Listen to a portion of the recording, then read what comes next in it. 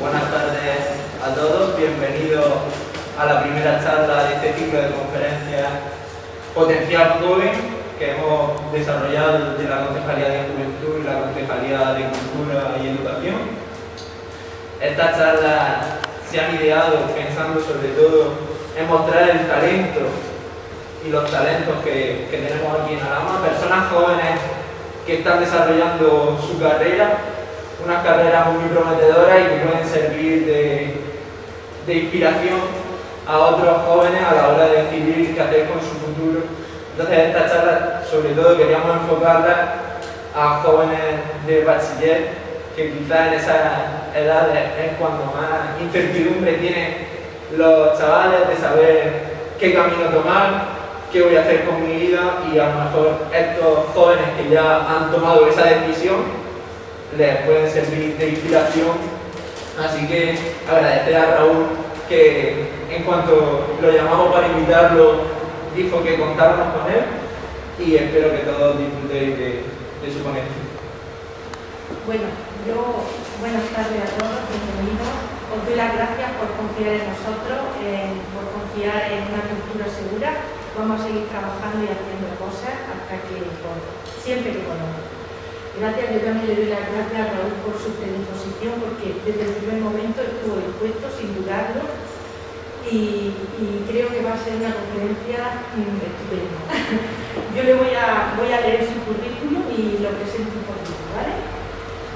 Raúl López Sánchez ha cursado estudios en el Conservatorio Superior de Música de Murcia, en las especialidades de dirección de orquesta y composición. Ha realizado el máster de investigación musical por la Universidad Internacional de La Rioja. Durante el año 2015 fue seleccionado como alumno interno de prácticas en la Orquesta Sinfónica de la Región de Murcia, junto a su directora titular, Virginia Martín. Ha dirigido la Orquesta Sinfónica del Conservatorio Superior de Música de Murcia, la Orquesta de Cámara Sine Tempore, ha dirigido la Orquesta Sinfónica de la Región de Murcia, Orquesta Sinfónica del Orfeón Murciano Fernández Caballero, Orquesta Filarmónica de Málaga y Orquesta de Cámara de Cascais. Ha sido ganador del primer concurso nacional de dirección de orquesta organizado por el Orfeón Murciano Fernández Caballero.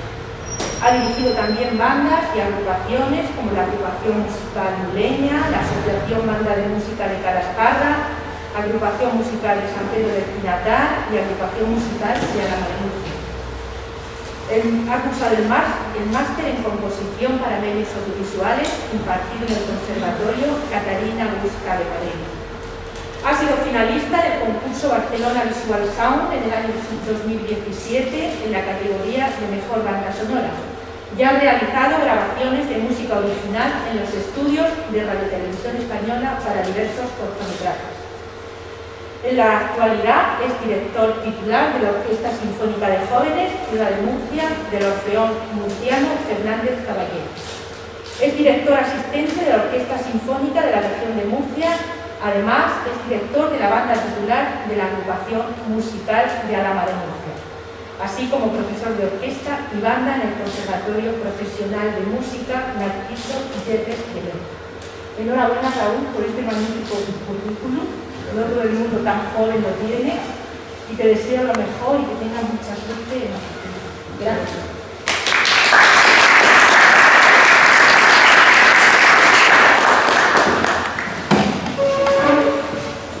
Buenas tardes a todos. Con el permiso de todo el mundo, haré la conferencia sin la mascarilla. Lo primero de todo, quiero dar las gracias al Ayuntamiento de Alhama, a la alcaldesa Mariola, a María José y Antonio, por desde el principio confiar en mí como uno de los participantes de este ciclo de conferencias. Para mí es pues, una alegría y una satisfacción romper un poco con la tradición y con el dicho de que en el pueblo de uno nunca se acuerda. No es así, nunca ha sido así, y de verdad que lo agradezco profundamente. Bien, cuando me comentaron la idea de este evento, de este ciclo de conferencias, la idea que creo que que más resaltaba sobre todo era el exponer de alguna manera de cara a los jóvenes o de cara a la población en general, quizás maneras de proceder o determinadas profesiones o determinadas dedicaciones que a priori pueden resultar pues, ciertamente atractivas, o que en un momento determinado incluso puede parecer que vemos el resultado final, pero no conocemos muy bien el camino para cómo llegar a ello. Fruto de eso, pues fui pensando y fui dándole vuelta a cómo era la mejor manera de enfocar esta charla, y creo que la mejor forma es, en primer lugar, conocer un poco cuáles son las principales funciones o cuál es el mayor interés que puede despertar la figura del director de orquesta, que es mi profesión, que es a lo que yo me dedico, pero también entendiendo de dónde viene esa figura y por qué existe esa profesión, o por qué existe ese elemento, esa figura como es el director de orquesta, o como veremos a continuación, en general, de agrupaciones. Y por último, hacer un pequeño barrido o recorrido a lo largo de qué es necesario o cuáles son los pasos que hay que dar en este camino de la formación musical, y cómo cualquier persona, cualquier músico en este caso, puede llegar a plantearse esta dedicación o puede llegar a ser director, que es lo necesario. Entonces he titulado la charla, la conferencia, la figura del director de orquesta. En primer lugar, como comentaba al inicio, creo que es necesario hacer un poco de introducción acerca de cuáles son las principales funciones de un director de orquesta. Creo relevante que contestar a estas pequeñas cuestiones, como he indicado, como son por qué, para qué, si es necesario y quién, pues pueden esclarecer esa duda o ese primer planteamiento. Me viene a la mente un experimento rápido que es muy sencillo. Por ejemplo, vamos a probar a dar una palmada, todos. Bien. ¿Qué ha pasado? Que todo el mundo ha dado una palmada, pero no hemos dado la palmada juntos. Casi ninguno de vosotros, algunos sí, pero muchos no, tienen formación musical, pero simplemente hagamos un experimento. Volvamos a repetir la palmada, pero mirando un segundo.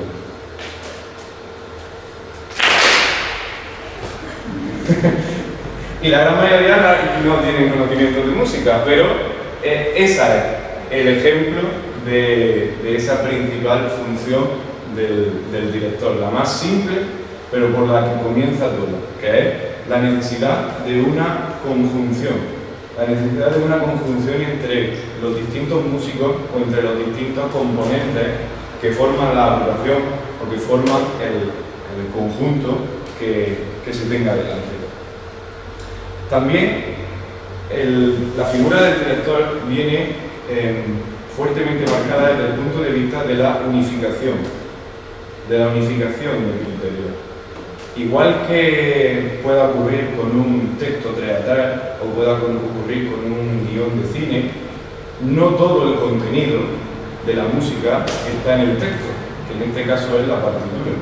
No todo el contenido, eso no deja de ser una serie de símbolos, de grafías, un lenguaje que por una convención entendemos los músicos, pero es solamente el texto, y de ahí es de donde hay que sacar todo lo extramusical, todo lo que tiene que ver con la interpretación y todo lo que tiene que ver con verdaderamente la transmisión de la información de la música, y de eso se encarga en gran medida, por supuesto, a través de los músicos, pero esa idea, esa manera de extraer esa información extra que está en la partitura, de eso se encarga también el director.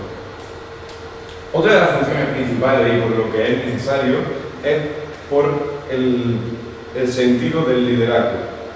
En cualquier grupo de trabajo, en cualquier formación o en cualquier conjunto, enseguida siempre surge la necesidad de que exista una más o menos jerarquía de trabajo y de procedimiento en cuanto a una figura representativa y esa sucesión de la cadena en el proceso, en este caso de montaje, pues de un concierto, de una obra, de un proyecto en concreto. Generalmente esa figura visible, ese líder, también recae en la figura del director, y a través de su concepción, su idea y su transmisión, pues, como digo, cómo será el punto de partida en esa cadena de montaje que tiene muchísimos elementos que también lo veremos ahora. Y en cuanto a la pregunta del quién, aquí quiero también incidir en que cualquier músico puede ser director. Cualquier músico. Muchas veces, a lo largo de la historia, también, en cierto modo, se ha como mitificado esta profesión. Cuando me refiero a que cualquier músico puede ser director, me refiero a que cualquier músico puede potencialmente realizar esos estudios. Cualquier músico puede potencialmente hacer ese recorrido en torno a conseguir esa función, ese cometido. Solamente se necesita, pues como digo, una formación, se necesita un trabajo constante y se necesita, pues, tener esos elementos internos y externos que, como en cualquier trabajo, son necesarios a la hora de concretar, pues, una formación sustentada o una formación profunda y que permitan pues, exponer de manera concreta y correcta ese trabajo. Por eso digo que no somos personas especiales, por decirlo de alguna manera. Somos músicos, igual que otros, que con el debido trabajo y la debida formación nos dedicamos a esto. Bien, a continuación, creo que merece la pena, también por conocer un poquito más de cerca esa figura del director de orquesta, hacer un pequeño barrido en torno a los acontecimientos fundamentales a lo largo de la historia que se han dado para conocer y para llegar al punto en el que hoy tenemos tan perfecto asimilado que vamos a ir a un concierto de una banda, de una orquesta, de una agrupación, y lo primero que nos vamos a encontrar va a ser un director. Bien, en cuanto a las primeras manifestaciones de las que se tienen constancia históricamente de la figura de la dirección, es un poco difícil de encontrar un momento concreto para decir exactamente cuándo, porque uno puede extrapolar y puede pensar que desde el mismo inicio, desde el punto de vista sociológico y antropológico del hombre, en cuanto a esa sensación de conjunto y la necesidad de expresarse musicalmente, pudiera existir esa figura del director o de esa figura de cabeza, de líder en el conjunto.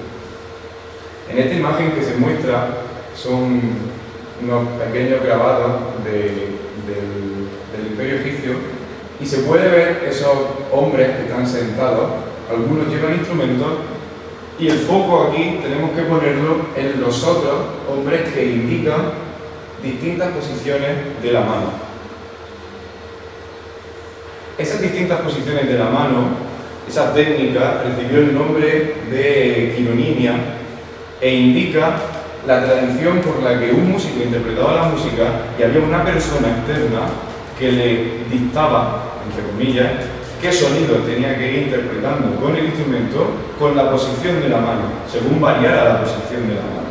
Esto se extendió a lo largo de la historia y no es algo aislado en ese momento antiguo, sino que a través de todo el conocimiento de las culturas clásicas de Grecia y de Roma, se transmitió hasta algo que en la pedagogía del lenguaje musical lo tenemos perfectamente asimilado. Todo el mundo, quien más que menos, ha cursado algo de música y sabe el nombre de las notas, do, re, mi, fa, sol, la, si. Y eso no es una cuestión azarosa, eso se lo inventó un monje italiano, se llamaba Guido d'Arezzo, que inventó esa representación, esa mano que se llama la mano guidoniana, y que a través de esa mano era capaz de representar todas las notas, todo el nombre de las notas, y según la posición era capaz de dictar o de indicar al resto de músicos qué notas eran las que tenían que interpretarse y cómo debía realizarse en ese momento la interpretación. Esto es algo que estamos hablando aproximadamente de los siglos 9-10 y que sigue totalmente vigente hoy en día, porque hoy en día en todo nuestro sistema de enseñanza musical, en nuestro lenguaje musical, sigue enseñándose de esa manera, sigue enseñándose el solfeo del mismo modo. Luego es algo bastante efectivo porque llevamos más de 10 siglos utilizando ese sistema. Bien, a continuación, si seguimos adelantando en la historia, la primera imagen que vemos está extraída de uno de los manuscritos más importantes, uno de los códices más importantes de la historia de la música, que es el Códice de las Cantigas de Santa María, de Alfonso X el Sabio. Es importantísimo porque, como todos podéis imaginar, cuanto más nos remontamos a épocas anteriores, más difícil es encontrar fuentes o encontrar testimonios que puedan hablar de los distintos procedimientos, de las distintas cosas. Y en concreto en este códice se insertan prácticamente en todas las páginas este tipo de dibujos que se llaman miniaturas y que muestran totalmente una grandísima cantidad de músicos, de instrumentos musicales, a través de los que se podía saber cómo eran también los instrumentos de la época, algo muy importante, y en gran parte de ellos se ven estos símbolos de personas que por los distintos objetos que la acompañan, por la vestimenta, incluso por la corona, se entiende que son personas de una categoría social superior a los que están a este lado de las imágenes, que serían los músicos, y aparecen con muchísimas repeticiones estos símbolos de estas personas indicando con la mano distintos aspectos hacia los músicos, hacia la interpretación de los músicos. Parece ser que está bastante documentado que esto no era una cuestión azarosa de quien realizó las miniaturas, sino que reflejaban la realidad real de lo que ocurría en las distintas cortes o en los distintos palacios aristocráticos con respecto a los nobles y los músicos, como en este caso los que ejercían la función de dirección o ejercían esa conducción del resto de los músicos eran precisamente esos nobles o esas personas de una cierta categoría superior. Aquí también, en esta otra imagen, se puede ver cómo, también extraída del Códice de las Cantigas de Santa María de Alfonso X, cómo se establece una perfecta escalera de importancia de las personas que aparecen en la imagen, cómo están los músicos, cómo se representa la figura del rey a modo de director y cómo únicamente por encima del rey tan solo se encuentra, en este caso, la figura de la Virgen María por la dedicación del códice y de todo ese tipo de cantos. Entonces, a través de estas imágenes creo que se representa bastante bien cómo poco a poco, conforme va avanzando la historia, conforme van sucediéndose los distintos siglos, la música cada vez va jugando un papel más importante a nivel grupal, pero también en cuanto a la importancia de la inclusión en los momentos más significativos de la sociedad. Por supuesto, los momentos significativos desde el punto de vista religioso, pero también los momentos significativos con respecto al punto de vista simplemente civil o de distintos actos que pudieran darse. Siempre asociándose ya con la figura de un director o asociándose con la figura de alguien que coordina o da las indicaciones a ese grupo. Muy rápidamente, más adelante, ya avanzando en la historia, en el Renacimiento, pues poco a poco, a través de las imágenes que creo que son bastante ilustrativas, uno puede ver o puede entender cómo cada vez los conjuntos instrumentales se van pareciendo aún más a lo que ya hoy en día tenemos todos en mente de esa visión de la orquesta o los distintos grupos. En el Renacimiento ocurre una cosa muy importante y es que por primera vez en la historia se rompe con una pequeña manía de la Iglesia de no permitir el uso de instrumentos en la ceremonia, en la liturgia. Esto, un señor de Alemania que se llamaba Lutero, en el año 1517, provocó una de las revueltas más grandes producidas en la historia de la Iglesia, como es la Reforma Luterana, y uno de los principios que mantuvo era que en todo momento los instrumentos musicales tenían que tener cabida dentro de la Iglesia, a lo que la Iglesia romana respondió diciendo, pues nosotros también.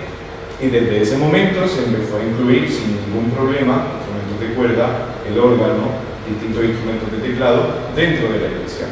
Esto no es un hecho menor en la historia de la música, porque ¿en qué se traduce eso en el repertorio? En que de pronto los compositores tienen muchísimo más campo hacia el que componer, muchísimas más agrupaciones a las que satisfacer y muchísimo más terreno en el que seguir expandiendo su música. Como decía, aumentan las agrupaciones instrumentales dentro de la Iglesia y aumenta el distinto uso de instrumentos, tanto de viento como de cuerda. Todo sin nada estable, por supuesto, todo sin nada estable y todo un poco dejado a la buena aventura de los medios disponibles y del compositor en ese momento. Pero ¿cómo era la dirección? ¿Cómo era la dirección de orquesta en este momento? Pues una dirección muy rudimentaria. El director únicamente se dedicaba prácticamente a marcar la pulsación, eso que hemos hecho antes con la palmada, pero constantemente, o como cuando estamos en el bar y el pie se nos va y marcamos, ese es el tempo de la música, esa es la pulsación. Y en este momento el director prácticamente se dedicaba a marcar la pulsación y más o menos indicar a los cantantes o a los instrumentistas el momento en el que tenían que entrar o tenían que ejecutar las distintas voces de la partitura. Pero algo de una manera como muy, para que lo entendamos, como de una manera muy mecánica y poco artística. Simplemente casi como un guardia, en el que da señales de ahora se toca, ahora no se toca, ahora se entra, ahora no se entra. Otra imagen en el que puede verse, incluso acompañándose ya, que hablaremos más adelante, por supuesto, de la batuta, pero acompañándose de una vara o bastón largo que le permitía, en este caso, seguir la partitura o indicar las distintas cuestiones musicales que fueran necesarias. Seguimos avanzando en la historia, seguimos avanzando en siglos XVII y XVIII, el periodo barroco, y me ha resultado bastante interesante incluir esta imagen.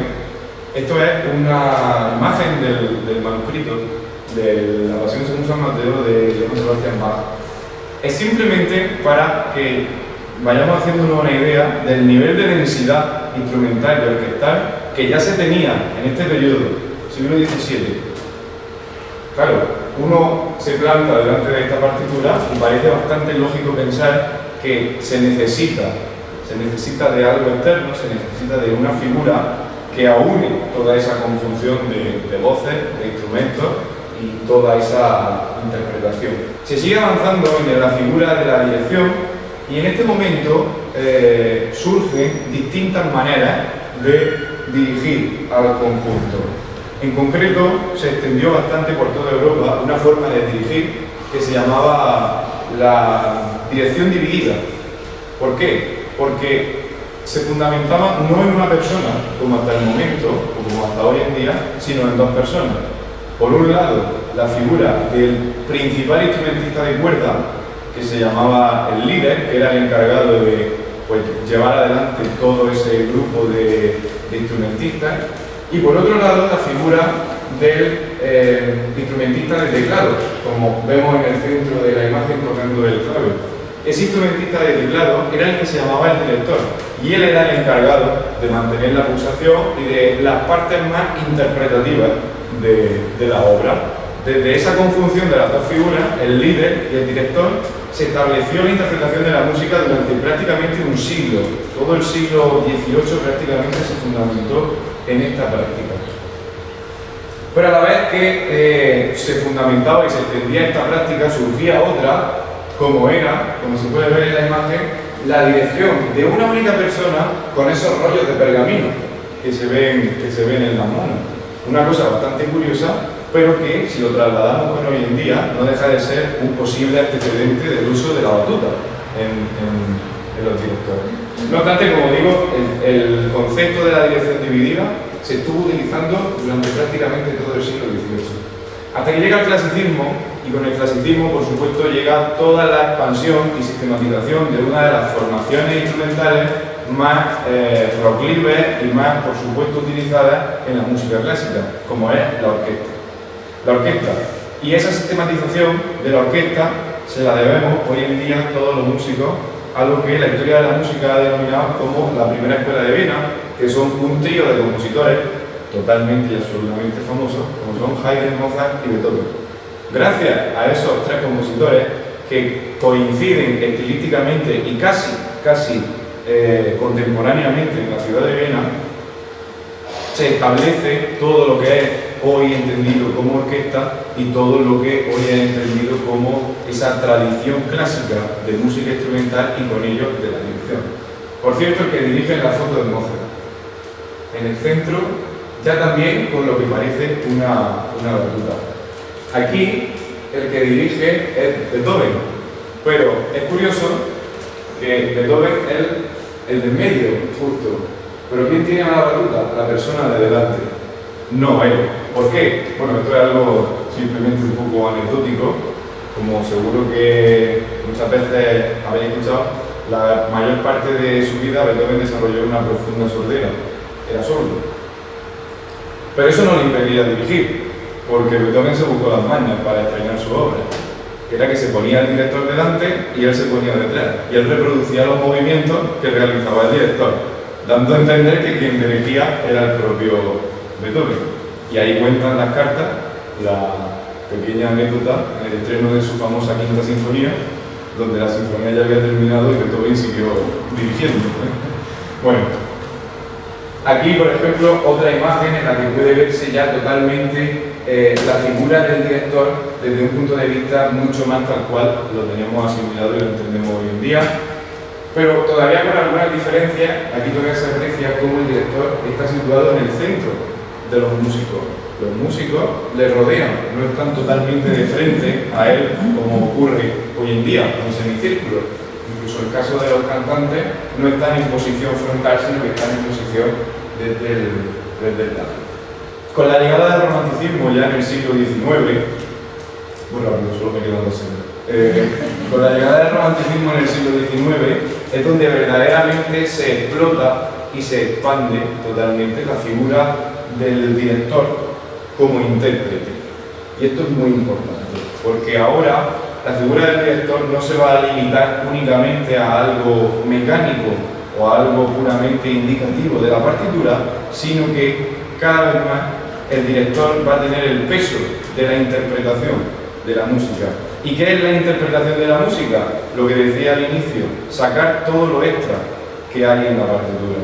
La partitura solo es el texto y a partir de la interpretación, a través de la interpretación, se consigue el verdadero trasvase de información y comunicación entre el compositor y el intérprete. Como decía, a partir de aquí se forja esa idea mental y ese punto de vista de la dirección o del director como un divo, casi como un showman que realiza diversos espectáculos. Una de esas figuras más importantes fue un director de orquesta francés que se llamaba Julien, que se anunciaba como hoy se anunciaría pues, cualquier superestrella del rock o cualquier persona famosísima, cualquier futbolista o era un fenómeno de masa en ese momento. Aquí he puesto un cartel de uno de sus conciertos y se puede ver cómo eran conciertos absolutamente multitudinarios, Todo esto además iba acompañado de mucho espectáculo. Salía a los conciertos con batutas de oro macizo, con trajes de diamantes, cosas así que hoy veríamos como muy excéntricas, pero en el momento gustaban mucho y atraían mucho al público. Otro ejemplo, también un teatro a reposar, y ya sí, con la posición tal cual la conocemos, de frente a los músicos y al coro, Richard Wagner dirigiendo su propia música. Y aquí es muy importante también la labor y la función de expansión del mundo de la dirección que se realiza a través de los propios compositores. Surge una tendencia a que sean los propios compositores los que se especializan también en el mundo de la dirección. Y todos los grandes nombres de este romanticismo, desde Mendelssohn, Liszt, Wagner, Richard Strauss, Mahler, todos estos compositores eran los directores más influyentes del momento, que no solamente interpretaban su música, sino que también interpretaban música de otros compositores. Entonces todavía el peso de la figura de la dirección recae en el propio compositor de la música que estrena su obra y que muestra su obra al público a través de la agrupación. Este es el momento, el siglo XIX es el momento de la consolidación de la figura del director y el momento de la consolidación de cómo hoy entendemos esa necesidad interpretativa a través de esta figura. También muy importante, en todo este siglo se expanden las agrupaciones, se expanden las orquestas, tal cual las conocemos hoy en día, porque no solamente la plantilla instrumental crece, se vayan añadiendo instrumentos y se va generando esa plantilla de orquesta sinfónica estándar que hay ahora en cualquier ciudad, sino que también crece muchísimo el repertorio. Cada vez tenemos más obras de más compositores diversos y algo muy importante es que surgen las sociedades musicales. Surgen las sociedades musicales o agrupaciones de conciertos, que son las personas pudientes o adineradas de una ciudad que se reúnen, forman una orquesta, un conjunto de músicos y mantienen una programación estable. Fruto de esas sociedades musicales ha surgido las orquestas más importantes de Europa, Orquesta Filarmónica de Viena, Orquesta Filarmónica de Berlín. Y llegamos ya a la figura moderna del director de orquesta, o lo que es el director de orquesta a partir del siglo XX, donde ya ese concepto de la dirección desde el punto de vista interpretativo y ese concepto del maestro se consolida totalmente. Y ahora, desde el punto de vista del conjunto de la agrupación, todo el peso interpretativo y todo el peso de las distintas decisiones musicales recae en el director. Algo muy importante, por supuesto, también en este siglo es el comienzo de la difusión de grabaciones y de medios, la posibilidad de difundir la música. ¿Qué pasa con esto? Que ahora no solamente escuchamos la obra del compositor tal, sino que ahora escuchamos la obra del compositor tal interpretada por alguien, no solamente la música. Esto es muy importante porque a partir de ese momento se puede poner el foco también en el intérprete. Y desde ese momento se puede escuchar a la Orquesta Filarmónica de Berlín dirigida por alguien.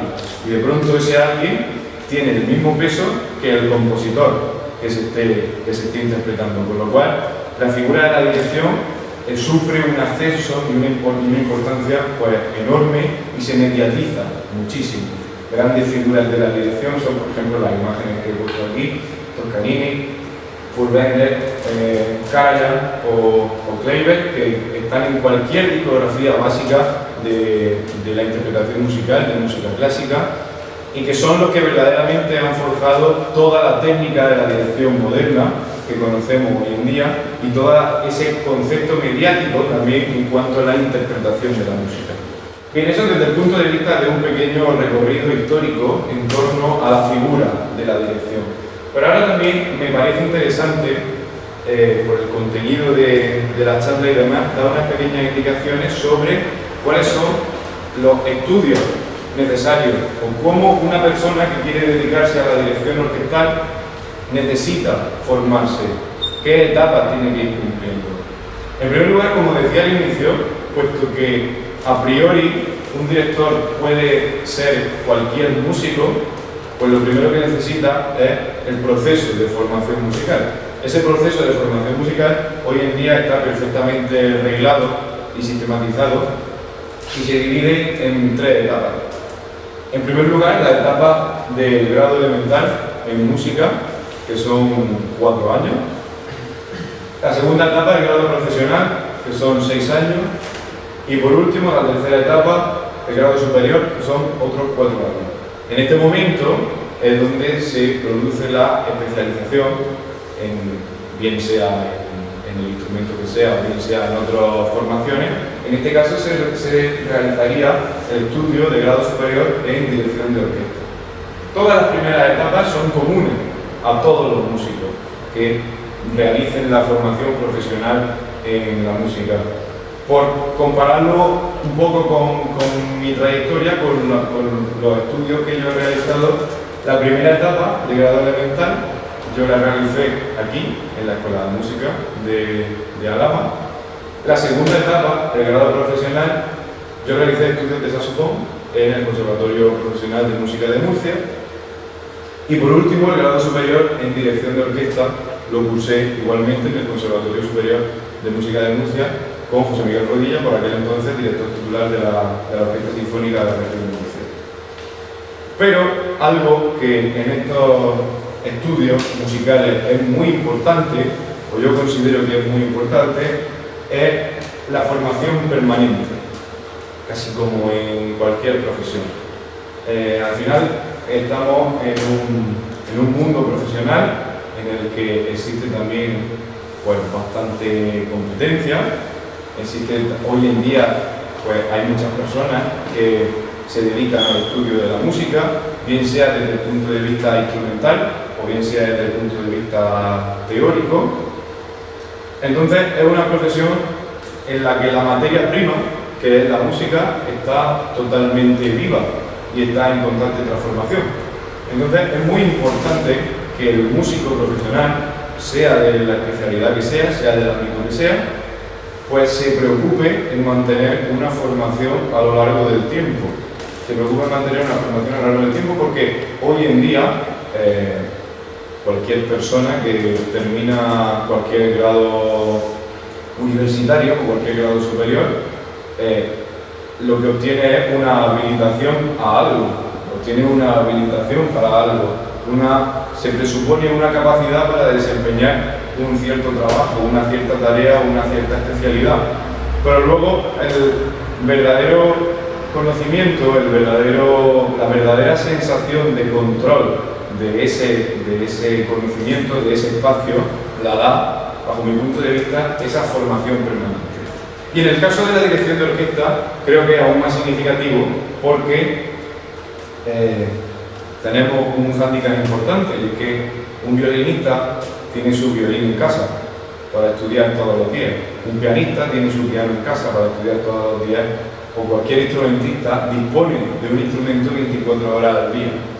Pero desde el punto de vista de la dirección, nosotros dependemos de la orquesta o dependemos de esa agrupación que en un momento determinado se trabaja o se prepara dicho concierto, o lo que sea. Por lo tanto, creo bastante importante que se fomente y que se busque esas distintas experiencias que puedan hacer caminar en esa formación permanente, bien sea por acudir a distintas masterclass de perfeccionamiento, bien sea por conseguir cada vez más experiencia artística o por supuesto experiencia con distintas agrupaciones, pero también planteando las posibilidades de acudir a concursos, certámenes, distintos cursos de formación y en fin, que todo el proceso formativo y artístico vaya siguiendo sumando totalmente en el saco de la experiencia y cada vez vaya pudiendo crearse aún más esa figura solvente y consolidada desde el punto de vista de la dirección.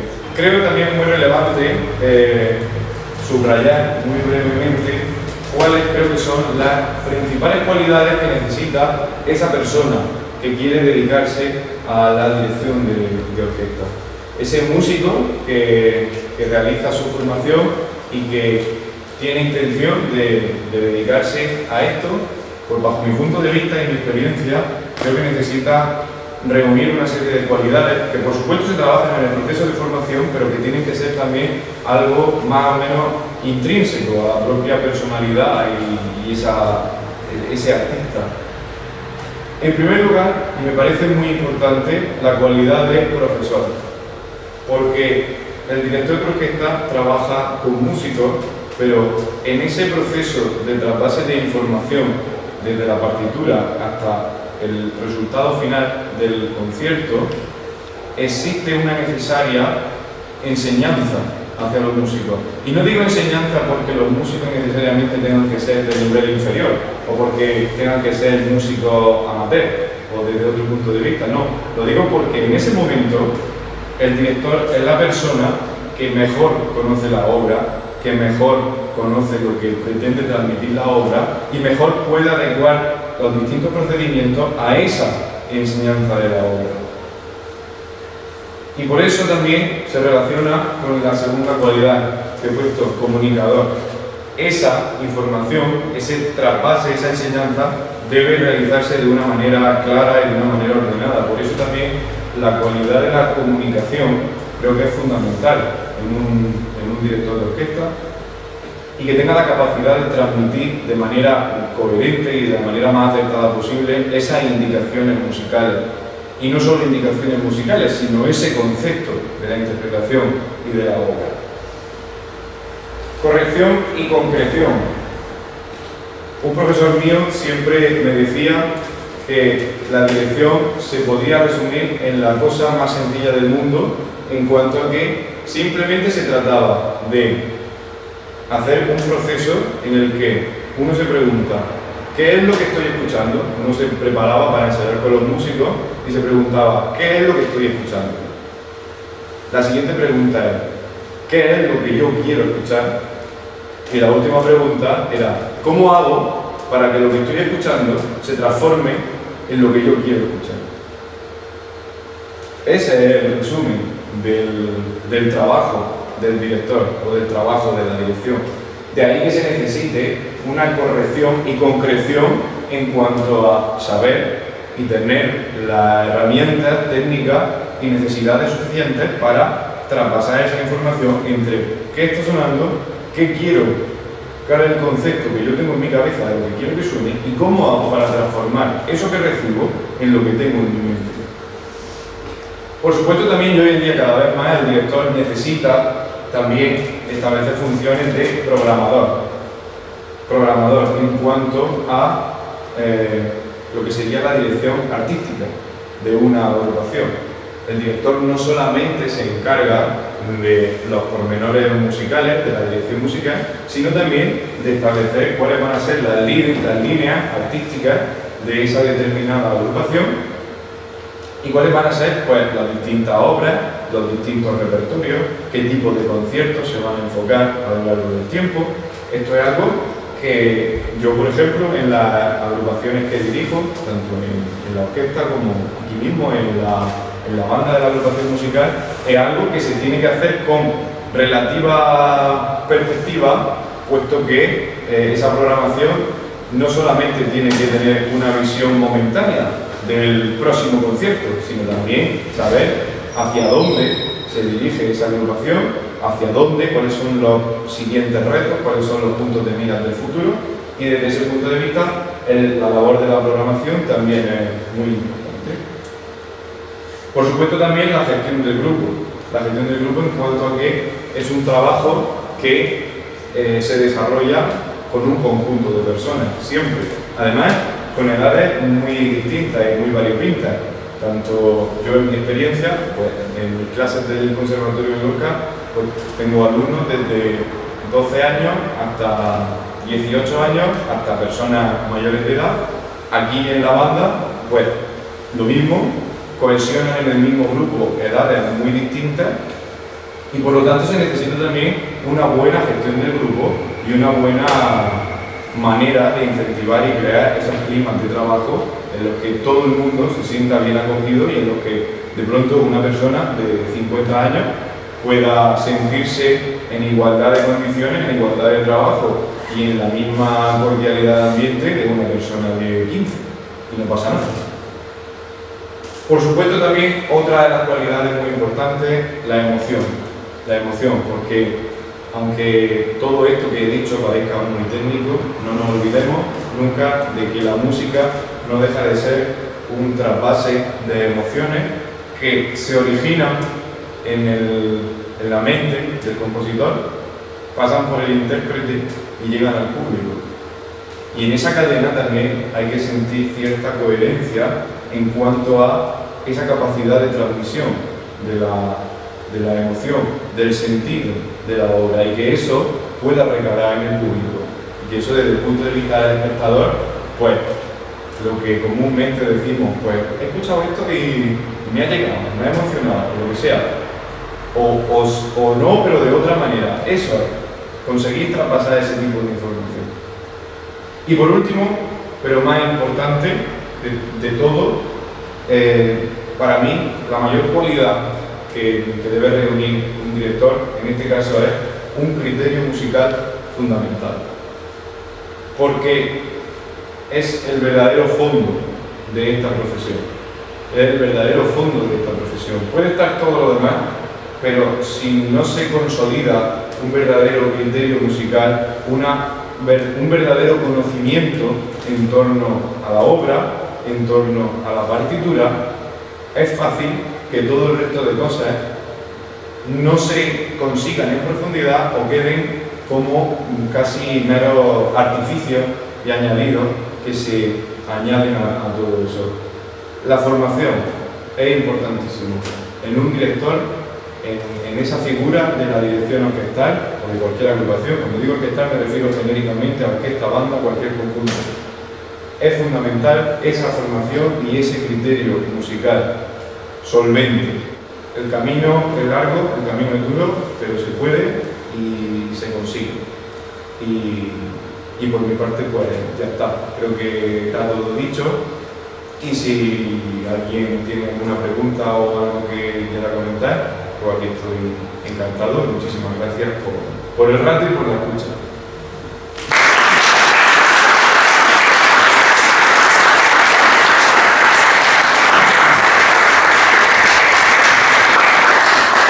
A mí me gustaría destacar sobremanera lo último que has dicho, porque es verdad que la satisfacción tiene que ser tremendamente enorme, porque nosotros solo vemos los resultados.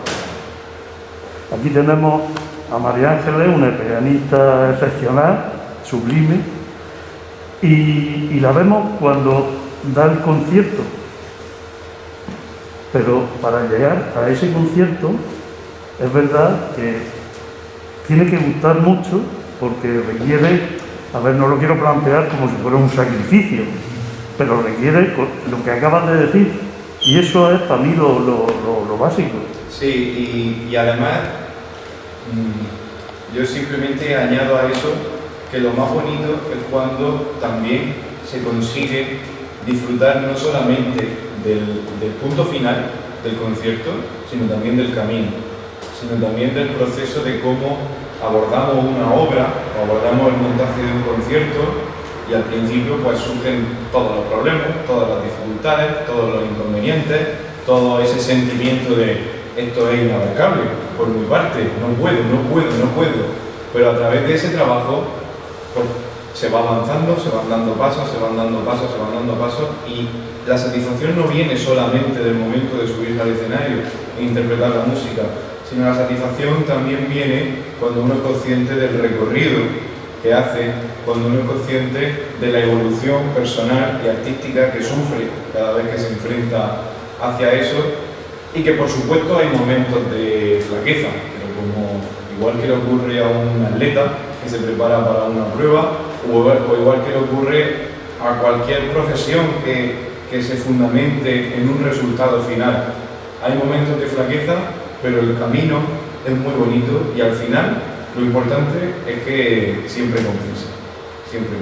Si no, no nos dedicaríamos a esto. Y una pregunta que parece un poco absurda, pero la batuta, aparte de a los ensayos marcar el ritmo, en un concierto no se marca el ritmo, lógicamente. Buena pregunta, que de hecho al final no la había mencionado antes. La batuta, la podría haber traído. Es que una masa coral, un coro, sí, no se dirige sin batuta. Lo de la batuta es curioso porque responde no solo a necesidades musicales, sino también un poco a necesidades de moda, por así decirlo. Ahora está volviendo a generar una corriente que se está extendiendo bastante, de dirigir sin batuta, en general. Otra vez los directores de orquesta o de coro, da igual, están volviendo a dirigir bastante sin batuta. A priori, la batuta simplemente surge como una extensión del brazo, dirigiendo una agrupación numerosa para fomentar una mayor visibilidad y una mayor concreción, pues nos ayudamos de la batuta como una extensión del brazo, una prolongación y sobre todo que la batuta aporta concreción. Si, por ejemplo, yo dirijo y marco un compás, aunque pueda ser muy claro, en un momento determinado puede que alguien sintiera duda en cuanto a no entiendo exactamente en ese momento del recorrido de la mano cuál es el pulso o dónde está la pulsación. La batuta, en cierto modo, nos ayuda a una mayor concreción a la hora de marcar, puesto que el final de la batuta es un único punto. Pero, dicho lo cual, esa es la justificación del uso de la batuta. Dicho lo cual, es algo totalmente libre, totalmente voluntario, que hoy en día vemos a grandísimos directores que dirigen con batuta y grandísimos directores que dirigen sin batuta, porque realmente eso no afecta al trabajo en sí de la dirección. Es una herramienta más que disponemos, pero no es absolutamente necesaria ni imprescindible en ningún caso. La tradición, por ejemplo, por cuestiones de tradición, esto es algo muy de la música también. ¿Por qué se hace esto así? Por la tradición. Es algo que parece un poco raro, pero en música se da mucho. La tradición ha hecho a lo largo de los siglos que, por ejemplo, los coros o las agrupaciones corales tradicionalmente se dirijan sin batuta y las agrupaciones instrumentales tradicionalmente se dirijan con batuta. Pero insisto, no importa en absoluto, no influye en nada, es simplemente una decisión propia del director. Muy bien. Gracias.